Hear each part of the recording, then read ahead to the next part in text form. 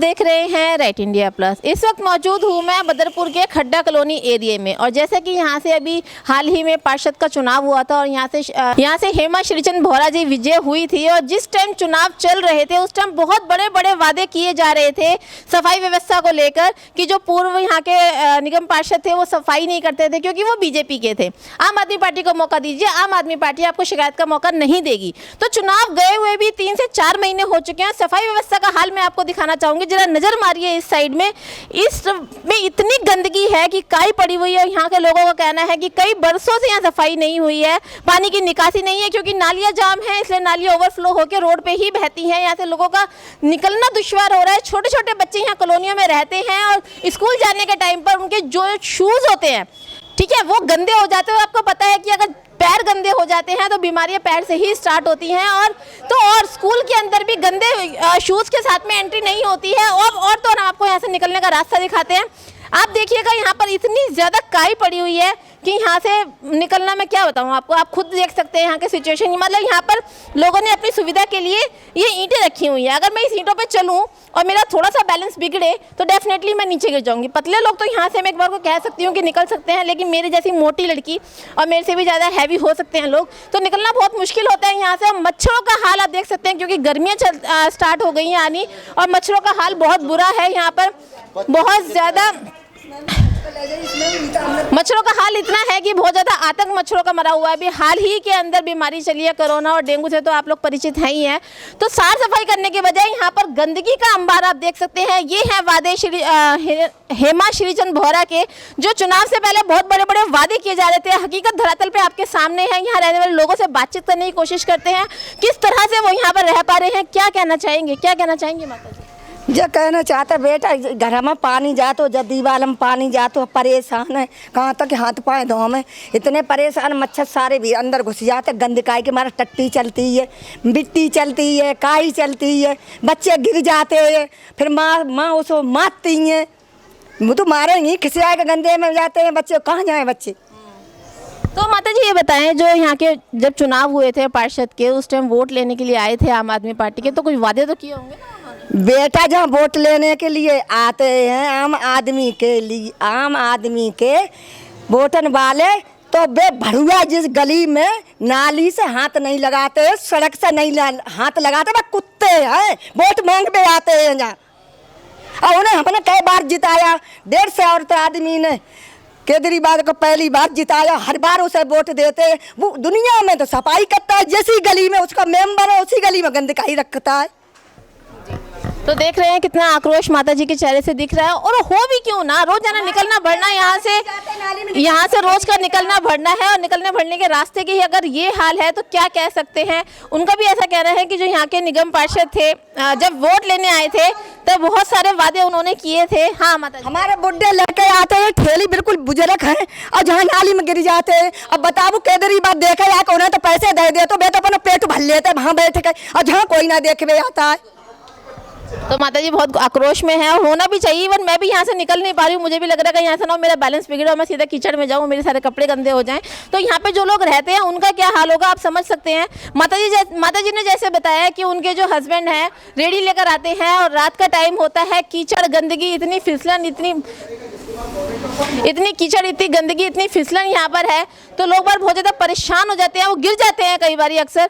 तो और भी लोग मौजूद हैं जो इसी कॉलोनी में रहते हैं, उनसे बात करने की कोशिश करते हैं। आ रहे हैं भाई साहब हमारे सामने। भाई साहब, किस तरह से यहाँ रह पाते हैं आप? यहाँ रहना बहुत मुश्किल है, गली से निकलना बहुत मुश्किल हो जाता है। सुबह को बच्चों को छोड़ने जाओ तो सारे गंदे हो जाते हैं बच्चे। स्कूल में टीचर कहते हैं कि बच्चों के शूज़ गंदे हैं, आप कैसे आते हो। और जो लेडीज़ हैं वो बच्चों को लेकर जाती हैं, इवन कई बार बच्चे गिर भी चुके हैं इस गंदगी में। यहाँ पे बहुत ज़्यादा गंदगी रहती है, बहुत मुश्किल हो रहा है बहुत रहना यहाँ पे। यहाँ के जो निगम पार्षद हैं श्रीचंद भोरा जी, क्या वो आई यहाँ पर जीतने के बाद? नहीं, जीतने के बाद नहीं आई, वो जीतने से पहले कई बार आई थी और उन्होंने कई सारे वादे किए थे साफ सफाई के, पर वो उसके बाद यहाँ दिखी नहीं है कभी। उनका कोई कर्मचारी यहाँ नहीं दिखा, यहाँ कभी सफाई नहीं होती है। उनसे कंप्लेंट करी आपने? कंप्लेंट भी लोगों ने कई बार की जा चुकी है पर कोई सुनवाई नहीं हुई है। तो हाँ जी माता, उधर पानी भरा रहा था, मकानन में जाता था पानी, तो हम लोग ने वो चंदा जोड़ के उतनी भरी मिट्टी डरवा के और थोड़ी सी सीमेंट करवा ली, तो उधर नेट शांति है। और इधर नहीं पड़ी है तो इधर कितना भारी दुख है। बताओ कहाँ से पैसे लामे। एक तो मोदी ने काम बंद कर दिया है और पैसे कहाँ से आमे, खाने की तो पूरी नहीं है। तो एक और सच्चाई यहाँ सामने निकल कर आ रही है कि ये जो पानी यहाँ भरा हुआ है ये मकानों की नींव में जा रहा है, और मकान आपको पता है इतनी महंगाई में बनाना बहुत मुश्किल होता है। लोग जैसे तैसे करके अपने मकान खड़ा करते हैं रहने के लिए, और इस तरह के पानी से जो सीलन आती है उससे मकान की नींव कमजोर हो जाती है, लोग परेशान होते हैं। जैसे कि माता जी ने बताया कि उन्होंने चंदा इकट्ठा करके करवाया भी, लेकिन कब तक, ये कोई सोल्यूशन नहीं है। सोल्यूशन है यहाँ की सफाई करने का और लोगों से बातचीत करने की कोशिश करते हैं। क्या कहना चाहेंगे आप, क्या कहना चाहेंगे? समझदार आदमी हो क्या कहेंगे इस गंदगी को लेकर? मैडम, ये बहुत ज़्यादा दिक्कत है। यहाँ सब लोग परेशान होते हैं। छोटे छोटे बच्चे गली मोहल्ले के जो स्कूल जाते हैं उनको बहुत बड़ी दिक्कत होती है, निकलने में बार बार गिरते हैं, उनकी ड्रेस खराब हो जाती है, स्कूल नहीं जा पाते हैं, मच्छर बहुत पैदा हो रहे हैं, बहुत दिक्कत है, आगे पानी के निकास नहीं हो पा रहा है। यहाँ की जो पार्षद हैं हेमा श्रीचंद भोरा, यहाँ कोई पार्षद नहीं आया अभी तक, जब से इलेक्शन हुए हैं कोई नहीं आया यहाँ सफाई के लिए, कोई नहीं आया यहाँ। तो पोल मैं नहीं, पोल पब्लिक ही खोल रही है किस तरह से जीतने के बाद यहाँ पर आके फेरा भी नहीं डाला है। बहू भी एक बार को जब शादी होती है लड़की की तो अपने मायके फेरा डाल लेती है, लेकिन यहाँ पर एक फेरा भी उनका अब तक नहीं लगा है कि लोग किस तरह से यहाँ रह रहे हैं। तो हमारे साथ कांग्रेस के नेता बिलाल जी मौजूद है, चलिए उनसे बात करते हैं, उनका क्या कहना है। सर क्या कहेंगे? देखिए, पार्षद मस्त है और जनता ध्वस्त है। आपने खुद अपनी चश्मदीद आंखों से देखा होगा यहाँ पर कि बच्चे यहाँ से निकल के गए और बच्चों के माएँ भी निकल के गई यहाँ से, और बच्चे के पेरेंट्स भी निकल के गए यहाँ से। हो सकता है बच्चे सुबह तैयार होके जाएं यहाँ से, नाली में गिर जाएं, तो उन बच्चों से और बच्चों की माँओं से पूछिए कि फिर उनको तैयार कराना होगा, फिर उनका एक सब्जेक्ट छूटेगा। तो ये जो उनकी नैतिक जिम्मेदारी बनती है, ठीक है, चुनाव से पहले यही अरविंद केजरीवाल साहब बताया करते थे, उनकी एक गाड़ी घूमती थी, उस गाड़ी में एक बहुत बड़ा वो कूड़े का ढेर बना हुआ था कि हम उसको ढेर को हटाने आए हैं। मैं कहता हूँ उस चुल्लू भर डूब के पानी में मर जाना चाहिए उनको और उनके कार्यकर्ताओं को, उनके पार्षद को। जब आपको आपका घर ही नहीं सुधर रहा है, देखिए अभी 1-2 महीने के बाद एमसीडी का दस्ता घूमेगा और जहाँ जहाँ पर यहाँ पे कूलर रखे होंगे उन घरों में जाकर उनका चालान काटेंगे, लेकिन उन पार्षदों का कौन चालान काटेगा? उन पार्षदों को कौन समझाएगा जिन्होंने यहाँ के वोट से लोगों का विश्वास जीता? लेकिन आज यहाँ की जनता ठग महसूस कर रही है, जैसे दिल्ली की जनता अपने आप को ठग महसूस कर रही है, उसी तरीके से यहाँ की यानी बदरपुर की जनता अपने आप को ठग महसूस कर रही है। मैं आपके चैनल के माध्यम से आवाज़ उठाना चाहता हूँ, आपकी नैतिक जिम्मेदारी है, ये आपके लोग हैं, ये आपकी फैमिली है।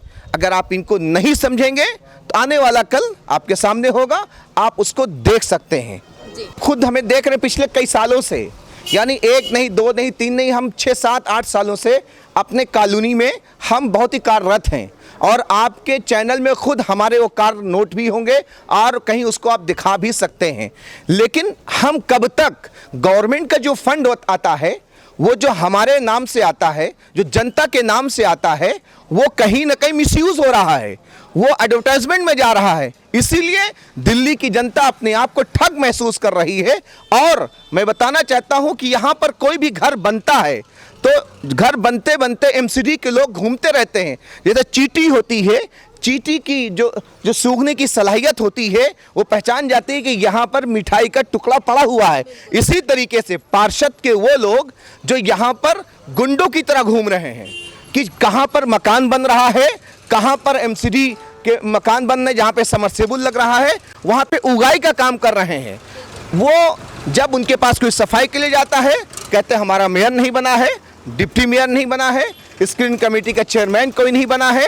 आप तो इस तरीके का वो लोग जनता से बात करते हैं। लेकिन अगर किसी को घर बनाना होता है या कोई कार्रवाई करनी होती है तो एमसीडी का दस्ता, पार्षद के लोग, वो लोग वहां पहुंचते हैं, उसको कार्रवाई करते हैं। मैं ये पूछना चाहता हूं, जहां पर आपकी जिम्मेदारी होती है सफाई कराने की, सुथराई कराने की, और नन्हे नन्हे बच्चे यहाँ पे घूम रहे हैं कि एरिया का एटमॉस्फेयर अच्छा रखा जाए ताकि ये बच्चों को जो एक सांस की बीमारी होती है वो सांस की बीमारी ना हो, और यहाँ पे एक एटमॉस्फेयर अच्छा हो, लेकिन उसमें पूरी तरीके से विफल हैं और अनसुनी कर रहे हैं। अगर कोई आदमी काम भी करता है, मैंने भी कई मरतबा पार्षद हेमा जो बोहरा जी हैं, हमने उनको एक लेटर लिखा, उन्होंने मुझसे कहा मुझे लेटर लिख के दीजिए, तो मैंने लेटर लिख के वहाँ पहुँचाया, लेकिन अभी तक कोई कार्रवाई नहीं हुई है। तो मैं उनसे विनम्रतापूर्वक अपील करता हूँ, अगर आप इस हमारी आवाज़ को नहीं सुन पा रहे हैं या फिर जनता की आवाज़ को नहीं सुन पा रहे हैं तो आंदोलन किया जाएगा।